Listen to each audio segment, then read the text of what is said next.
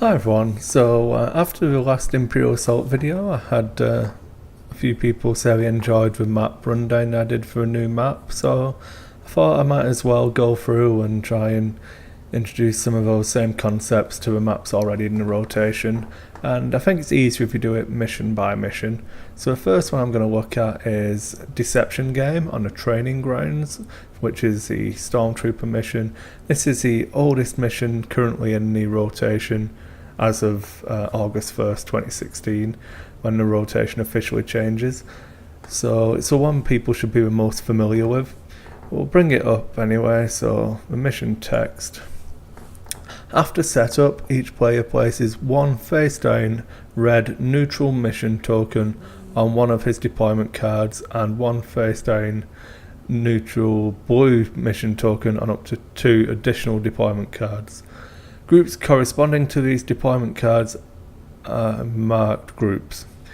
Each time a last figure in a marked group is defeated, you reveal a token. If the token is red, the group's opponent gains 10 victory points. If the token is blue, the group's player may draw 1 command card. So that's the basic outline of the mission. You're effectively just trying to kill each other. If you kill one of the groups that has a token placed on it, you trigger an extra effect.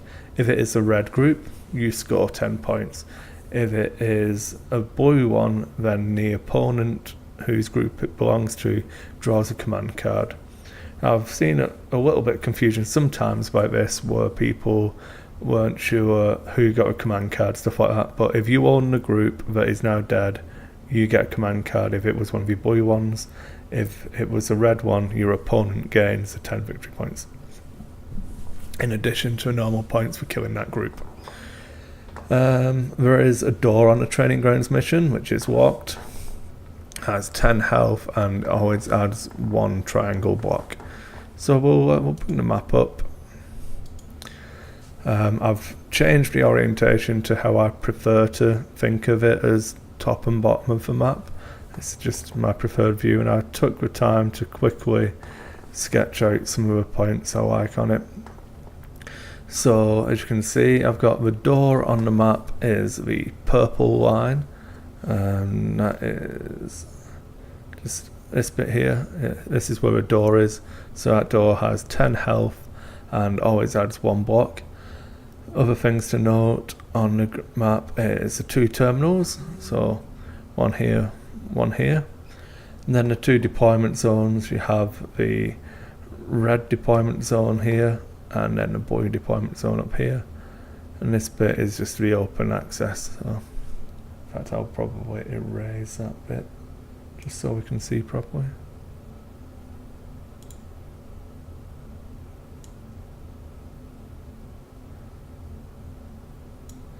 There we go. So that's where the entrance to that room is, just for clarity's sake. And then you have a little bit of difficult terrain here, some impassable terrain on this section, and then just some movement blocking but still line of sight here, and same here. My preferred deployment zone, or one I've had the most success with, is actually this one. I feel like when I'm in this deployment zone, I get to control where the engagement takes place a lot easier, purely because you get to dictate what happens around this terminal quicker. This one is always going to be favourable for the player in the blue because it's closer, but it doesn't necessarily affect the engagement, whereas in moving a lot of people around this way is a perfectly viable strategy, whereas and then you can come down that corridor or start occupying this part. So this is a nice bit here. Whereas from this side, if you start moving here and they come through the door, you've exposed a lot more of your flank. And that's just my my take on it. Again, other people might have had different experiences, but I feel like it's a lot easier to move around the map this way than it is to move around it this way. And it all depends on your list makeup and stuff like that. But moving into Deception game specifically, with the 3 tokens, there's obviously different ways to play it. I've seen people stick it on an officer who just hides around in one of the corners and never leaves, and makes it difficult to get in that way. I've seen people put it on Luke or Leia and just try and keep the recover going with that character. Luke's normally the one they'd go for there because he can fire himself, Leia can make him fire, and he can send a Skywalker, potentially recovering 6 in a turn, stuff like that.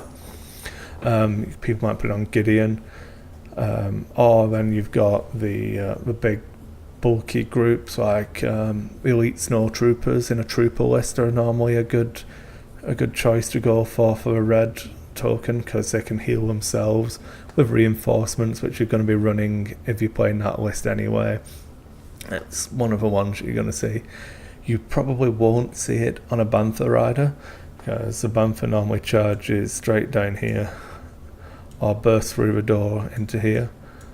Does what the Bantha does, and a lot of disruption, but eventually dies. So a Bantha's normally a good choice for the blue tokens to get your command cards running. But yeah, it comes down to playstyle, how many risks you're willing to take with that red group, and how important that 10 points is to you. It is a big chunk of points, which is in addition to killing the group that it's on, so it can cause a big swing.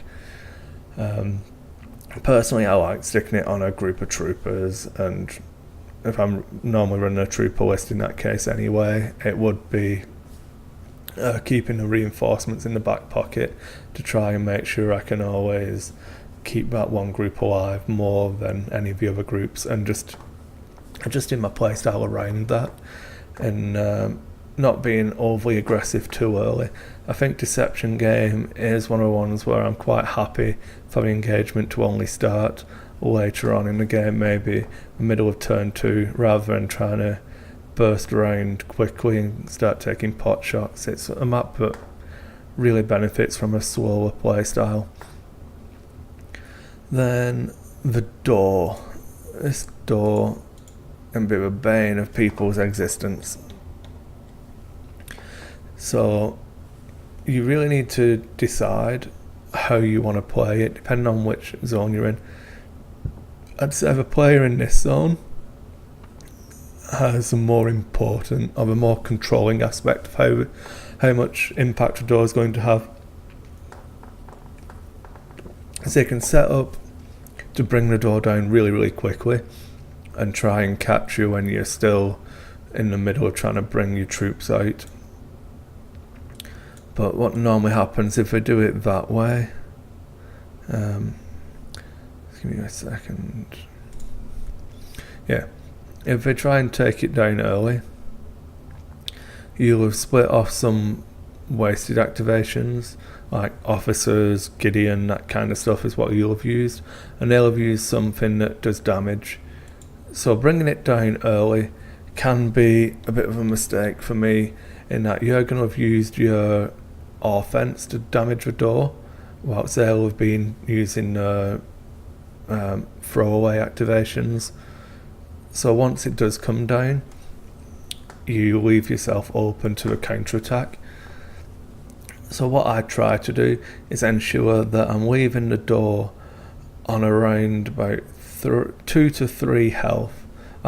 One's probably ideal, but you want it to be one shot away from dying, and then stop shooting at it, because you want your opponent to have to waste an activation to kill the door if they want to come and fight you.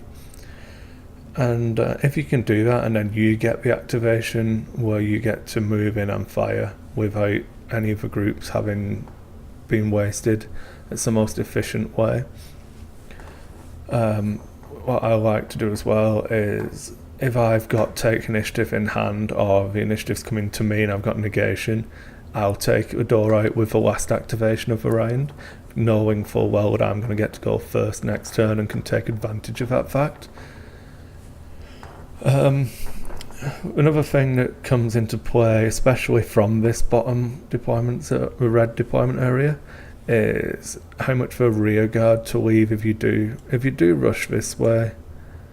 Normally you're going to send someone over here to control this terminal, maybe occupy these squares here, and then start progressing into this area, as it gives you a really good field of fire down this way, and then the potential to flank here as well. But if you're going to do this, how much for rear guard do you leave? Because especially if you're playing, for example, Rebels, and you've got Gideon and 3PO, we normally start off in these spaces here. It's a good one for 3PO, and Gideon's normally one of these two.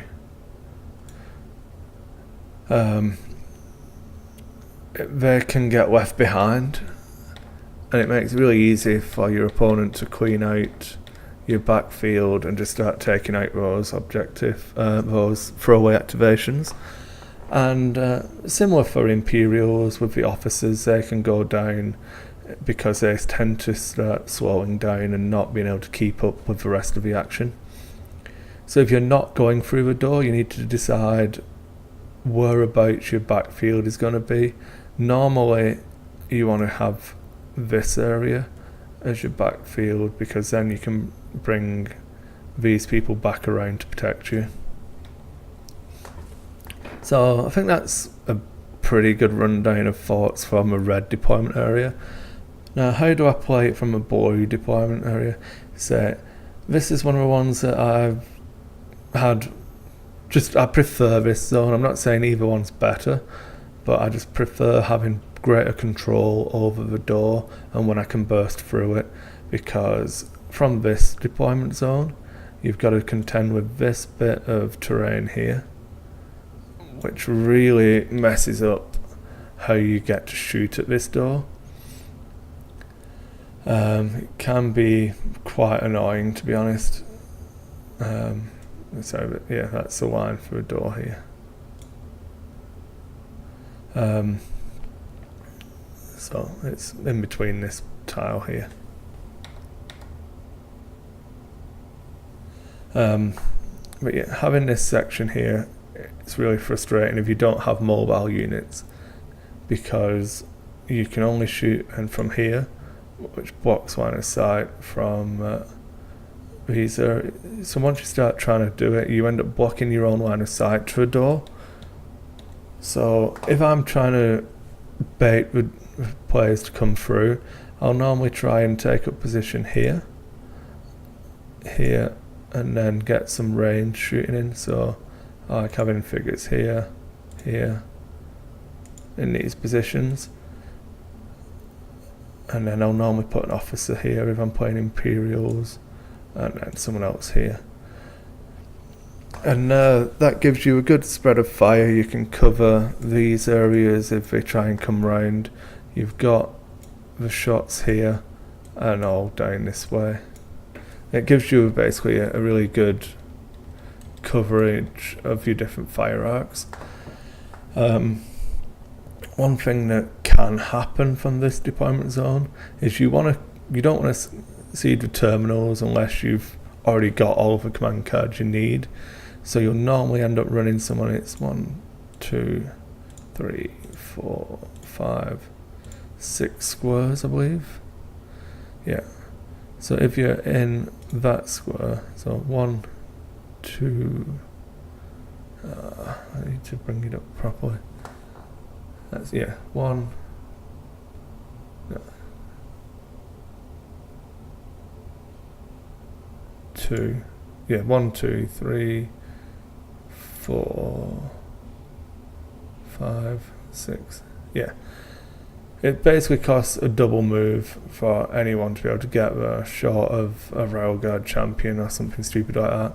So you are having to use moves to commit to getting that terminal. Whereas for this one, the flow of the game will naturally take somebody this way anyway. It's 1, 2, 3, 4, 6.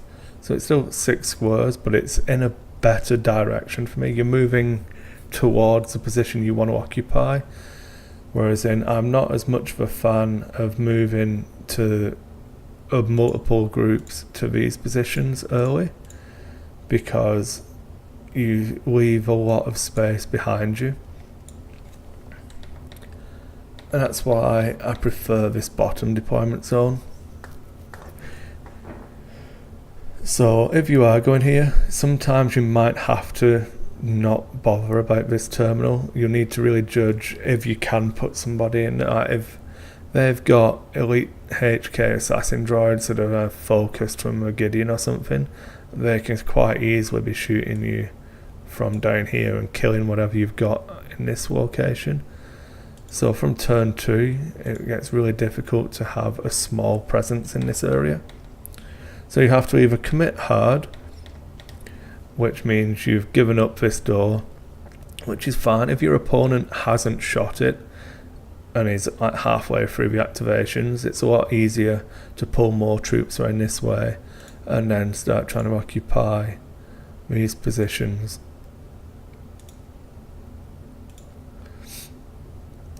These are good ones, but that does involve making sure you've not left too many people, because anyone who gets left in this kind of position here, if you occupy here, is going down. There's too much threat from bursting into this area for I want to say rebels because it's red, but as they come through, if they get 2 or 3 figures into this bit and have split you apart, it gets really difficult for these people, with the nature of a back and forth on the game. If they can move a full group in, they will kill whatever this is, and then you'll struggle to respond depending on how you've spread your figures out. So it's a completely different play style playing from a blue deployment zone, I've found. And I just deleted the top of that T. So what's good lists in this kind of mission? Anything with recover is good, because it can be a good bait for your red objective token, because people naturally think that is the one with it. So if you can have multiple recovers in the list, Luke and Leia work really well on it. Big squads, so the elite Stormtroopers and Snowtroopers are often good choices on this one. Again, they're difficult to get the full group. There's lots of places to run troopers to and hide the last activation from a group. If you've got someone holding this objective over here, if you've got somebody in this square holding the terminal, they can quite easily start running to multiple different parts of a map, making it difficult to catch. Hiding in the back of your deployment zone with something can be easy to get to, especially once this door's gone. It's only a case of the person here has got 1, 2, 3, 4, and they can start mowing down whoever you left in this section. Hiding around here is actually a little bit more viable, because then if you take the door down from this square, it's 1, 2. Because you've got these angles here to protect you, it's a lot harder to get if you've hidden an Ugnaught Tinkerer or something back here. Then that's actually quite difficult to get to. So those are my thoughts on it. Let me know if you've had any different experiences, how you prefer to play the blue deployment zone, especially. That interests me a lot, because I find I often disagree with quite a few people on which deployment zone I prefer, why I prefer them, and just my play style tends to differ a little bit from what I've seen on the internet so far. And yeah, let me know any good lists you've had that's had a lot of success on the mission, and we'll chat again soon, guys. Thanks for watching.